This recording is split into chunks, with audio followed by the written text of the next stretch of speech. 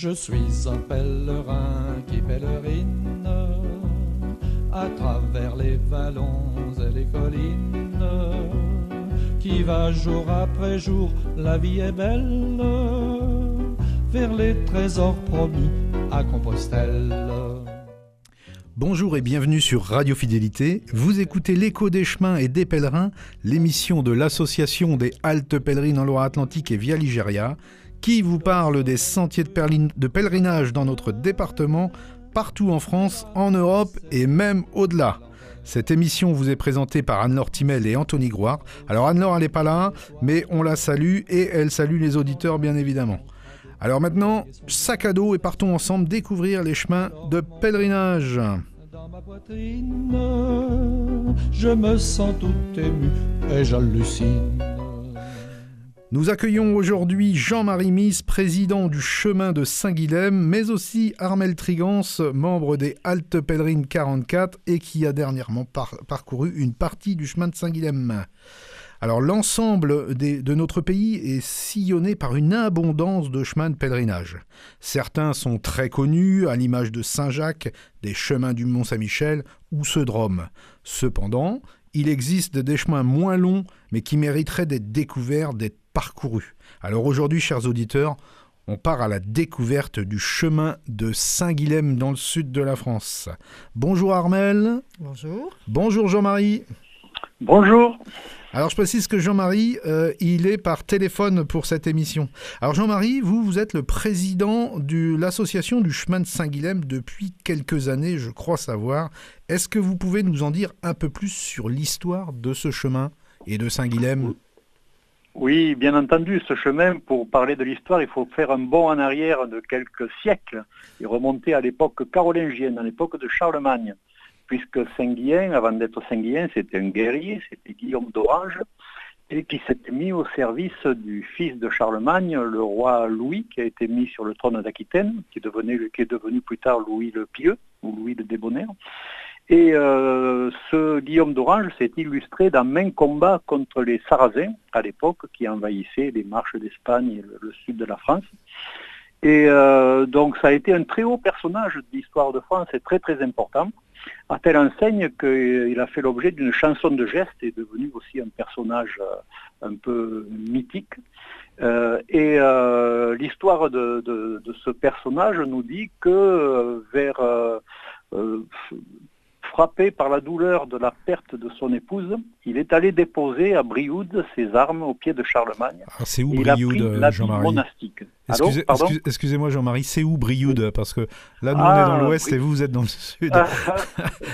Brioude, bon, c'est dans le... Comment dire ? Je ne sais pas exactement quel département. Je pense que c'est en Auvergne-Rhône-Alpes. D'accord. Voilà, dans le sud, le midi, voilà. Et il a déposé ses armes à cet endroit, au pied de Charlemagne, et il a pris l'habit monastique. Et il a fondé dans le Val de Gélone qui est donc devenu maintenant Saint-Guilhem-le-Désert, il a fondé une abbaye avec l'aide de son ami Benoît d'Agnan. Alors Benoît d'Agnan, c'est celui qui a réformé la règle monastique des bénédictins, qui a été fondée par Benoît de Nursie, et son ami Benoît d'Agnan l'a aidé, et notre ami Guillaume d'Orange a fondé l'abbaye de Gélone. À ce moment-là, en remerciement de ses bons et loyaux services, son illustre cousin Charlemagne a fait donc à Guillaume d'une relique précieuse, c'est-à-dire un fragment de la vraie croix du Christ. D'accord. Relique qu'on peut trouver encore dans l'abbaye de Gélone à Saint-Guilhem-dans-le-Désert. Et à partir de ce moment-là, les pèlerins qui se rendaient en pèlerinage à Saint-Jacques-de-Compostelle par la voie du Puy-en-Velay, donc sur l'Aubrac, qui se détournaient pour venir se recueillir sur ces précieuses reliques à Saint-Guilhem-le-Désert, et repartaient vers Saint-Jacques par la voie d'Arles. Jusqu'à Saint-Guilhem-le-Désert, la voie d'Arles, il y avait les Romieux aussi qui, eux, repartaient vers l'Est pour prendre le bateau à Saint-Gilles et retourner à Rome, repartir à Rome. Très bien. Alors, on peut dire que c'est un personnage illustre chez vous.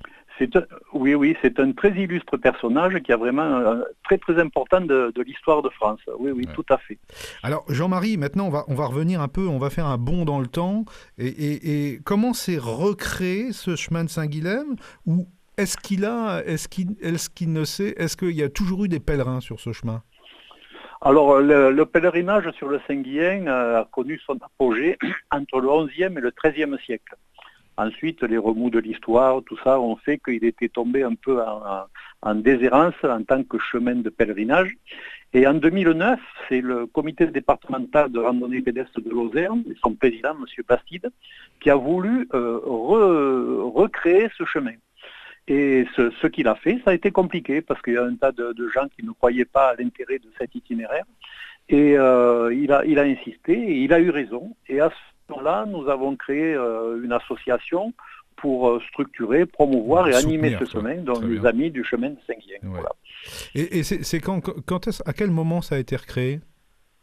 En 2009. En 2009. Donc en 2009, donc c'est relativement récent. C'est pas si vieux que ça. Alors, pour nos auditeurs, Jean-Marie, c'est situé où, près de quelle ville, Saint-Guilhem? Alors Saint-Guillain-le-Désert, c'est à quelques dizaines de kilomètres de Montpellier, donc à quelques encablures de la Méditerranée. C'est pour ça que le chemin de Saint-Guillain, on dit que c'est un trait d'union entre le Massif central et la Méditerranée. Très bien. Puisque l'Aubrac, c'est dans le Massif central, c'est un peu le sud du Massif central, et ce chemin amène vers les Garrigues, vers la Méditerranée. D'ailleurs, dans mon souvenir, quand on arrive la dernière étape, on est tout en haut et on voit au loin la Méditerranée quand il fait beau. Exactement. Ouais. Merci Jean-Marie. Alors Armel, avec votre mari, vous avez dernièrement emprunté une partie de ce chemin. D'où êtes-vous parti, Armel? Alors nous, on est parti du Puy-en-Velay. On a décidé de faire un petit bout de Compostelle, puisque le chemin de Saint-Guilhem commence à Aumont-Aubrac. Donc on est parti du Puy-en-Velay et on a retrouvé le chemin de Saint-Guilhem à Aumont-Aubrac. Donc on a fait 3 étapes avec les pèlerins du Puy et on a bifurqué à Saint-Chély-d'Aubrac vers Saint-Guilhem. Donc là, on prend plein sud. Hein. On prend plein sud. On va vraiment prendre plein sud. On reviendra après sur la géographie et tout ce qu'on découvre sur ce magnifique chemin. Hein. C'est vraiment... j'encourage les auditeurs, mais on leur dira encore dans cette émission à prendre leur sac à dos et aller sur le chemin de Saint-Guilhem. Alors, vous disiez, Armel, que vous avez parcouru 3 étapes du chemin de Saint-Jacques, puis après à Aumont-Aubrac, cap au sud. À Saint-Chély. À Saint-Chély, pardon. Cap au sud, oui. Cap au sud. Et là, est-ce que vous avez trouvé une différence entre les deux chemins en termes de fréquentation? Alors, en termes de fréquentation, ça c'est indéniable. Hein. À partir du moment où on a bifurqué, on s'est retrouvé peut-être une petite dizaine de pèlerins. On s'est suivis très, très, très, très longtemps. De toute nationalité d'ailleurs, parce qu'on a marché avec des Canadiens, on a marché avec des Espagnols et des Portugais. Donc oui, il y a une grande différence de fréquentation, mais bon, c'est autre chose. C'est autre chose. C'est autre chose. C'est d'ailleurs difficilement qualifiable peut-être, non, de la différence entre ces deux chemins, où pour le premier, il va y avoir du monde, et puis après, il y a quand même un peu moins de monde sur ce. Il y a moins de monde, les hébergements sont plus... Il y a moins d'hébergements aussi. Mais bon, il n'y a pas de souci pour autant. Hein. Oui, bien sûr. Oui. On encourage, on sait que l'association du chemin de Saint-Guilhem fait beaucoup de choses pour développer, et on les remercie. On remercie Jean-Marie pour ça. Alors Jean-Marie, justement, je reviens vers vous. Est-ce que vous avez une idée de la fréquentation annuelle? Alors ça peut bien sûr évoluer d'une année sur l'autre, mais là par exemple, peut-être que pour l'année 2025, vous avez fait les totaux de... Alors on a une idée. Alors on fait régulièrement des enquêtes, des sondages, des comptages. Et le dernier était en 2024. On était certainement un peu au-delà des 3500. Et en 2025, les retours des hébergeurs ont été quand même très, très, très positifs. Et je pense qu'on pourrait honnêtement dire qu'actuellement, on est entre 3005 et 4000 randonneurs par an, à peu près. Voilà. Mais il y a une progression constante depuis la création de ce chemin. Et les gens viennent des 4 coins de France et même au-delà pour parcourir le chemin de Saint-Guilhem? Les gens viennent des 4 coins de France et au-delà. Et depuis que nous participons au Forum nantais des chemins, nous avons beaucoup qui viennent de Loire-Atlantique. Ouais, ça c'est bien, et on y reviendra encore tout à l'heure, mais vous serez bien sûr présent. Et là, on pourra vous poser plein de questions, parce que le stand du chemin de Saint-Guilhem est toujours très très sympa. Alors, est-ce qu'on peut imaginer que ce chemin se développe encore, Jean-Marie, ou pas? En termes de fréquentation, oui. Alors, je ne sais pas si c'est un bien, puisque ensuite certains chemins souffrent d'un trop de fréquentation. Enfin, nous n'avons pas encore atteint cette cote d'alerte. Il y a encore beaucoup de place pour le chemin. Ouais. Mais c'est vrai que la progression est régulière d'année en année. Il y a de plus en plus de personnes qui partent ce chemin et qui, effectivement, le trouvent magnifique. Alors, vous parliez tout à l'heure de rejoindre le chemin d'Arles ou le chemin pour aller à Rome. Oui. Est-ce que ce chemin de Saint-Guilhem, qui est plein de sens, qui est un vieux chemin de pèlerinage, peut, par exemple, quelqu'un qui partirait du Puy ou au-delà du Puy, entre guillemets, utiliser le chemin de Saint-Guilhem pour aller à Saint-Jacques ? Ça, vous avez beaucoup de gens de pèlerins qui font ça ou pas ? Je ne sais pas, on n'a pas de données par rapport à ça, mais c'est certainement le cas. C'est peut-être pas une majorité. Bon, il est plus connu en tant que chemin de randonnée classique que comme chemin de pèlerinage. Oui. Mais effectivement, l'origine de sa création, comme je l'ai dit tout à l'heure, c'est effectivement de rejoindre une voie qui menait vers Saint-Jacques. Oui, très bien. Donc, il est possible que certaines personnes fassent ça pour se rendre en pèlerinage à Saint-Jacques-de-Compostelle. Je reviens vers vous, Armelle, sur ce chemin de Saint-Guilhem. Vous avez cheminé tranquillement ? Oui, très tranquillement. Bon, alors les paysages sont magnifiques parce qu'on passe des plateaux de l'Aubrac où tout est vert, aux Causses où c'est très caillouteux et on va y revenir tout à l'heure, un peu désertique. Mais oui, on a cheminé très paisiblement, sauf peut-être certaines rencontres avec des patous qui ont été un peu... qui défendaient leur territoire. Ouais, mais ça, autrement, non, il n'y a pas eu de soucis particuliers. Ouais. Jean-Marie, je profite de ce que dit Armelle, là, vous qui êtes un spécialiste de la montagne là-bas chez vous. Quelle posture il faut avoir face à un patou ?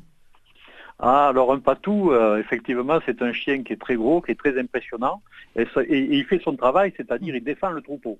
Donc quand il voit arriver quelqu'un, animal ou être humain qu'il ne connaît pas, sa première réaction c'est d'aboyer et de venir vers vous. Alors il faut s'arrêter, il ne faut pas le regarder dans les yeux, il faut rester tranquille, si possible mettre l'objet entre soi et le chien, et puis attendre calmement. Et dans 99,9% des cas, le patou, il aboie pendant 4 ou 5 minutes et puis après, il s'en retourne s'occuper de ses brebis. D'accord, voilà. Il a compris que ce n'était pas une menace pour les animaux qu'il protège. Mais il ne faut surtout pas avoir de gestes belliqueux. Il ne faut pas soulever un bâton, il ne faut pas le menacer. Voilà. Et si le chemin est bien balisé, il y a aussi des panneaux qui expliquent l'attitude à tenir en face de ces animaux. Ouais. Oui. Eh bien, merci Jean-Marie et Armelle. On va faire, chers auditeurs, restez avec nous.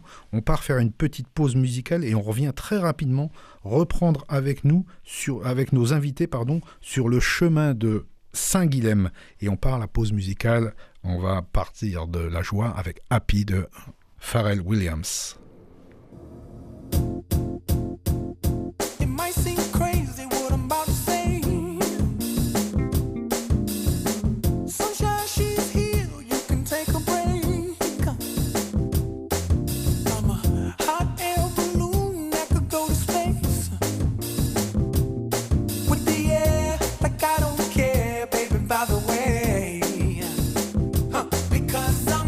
Clap along if you feel like a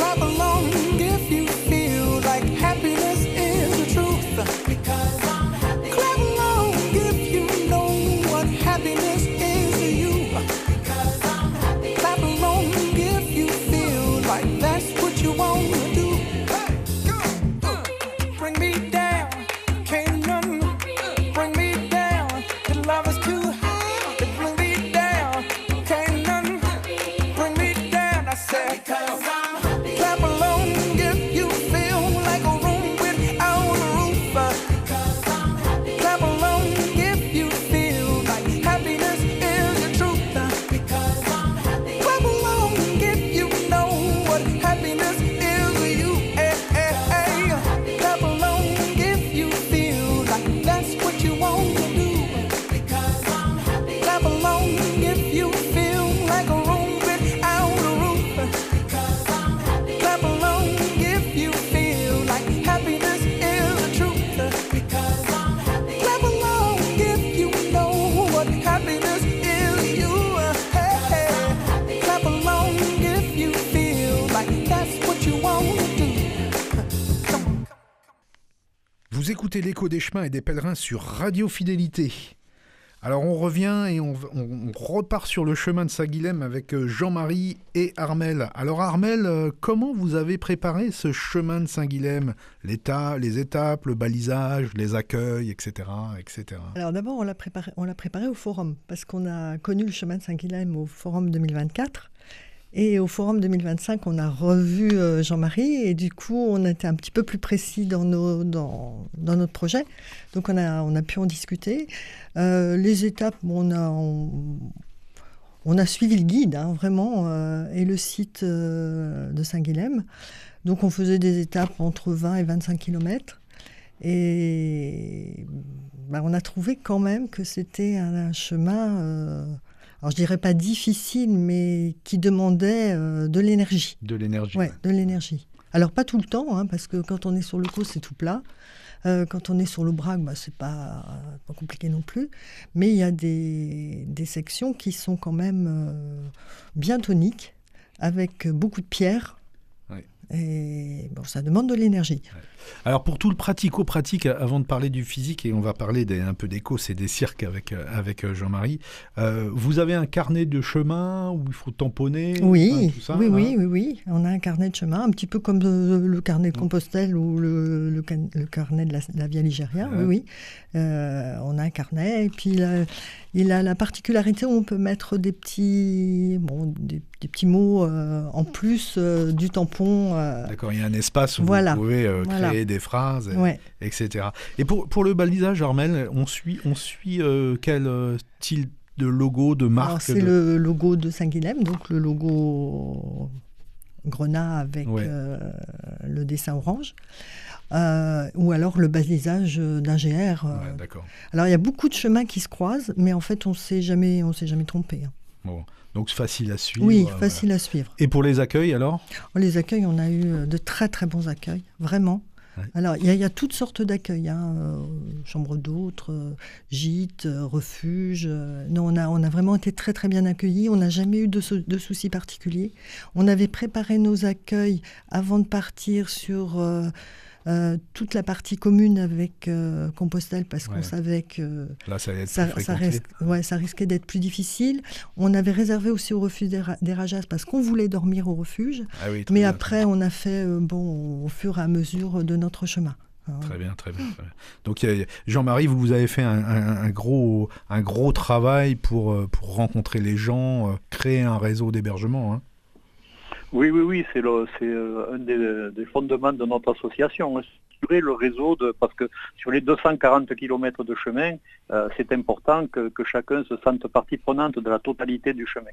Et donc nous faisons régulièrement des réunions de secteur. On en a fait il y a un mois de ça, et pour faire le point, et chaque fois pour trouver, si possible, comment améliorer encore l'accueil pour le bien-être des randonneurs et des pèlerins sur ce chemin.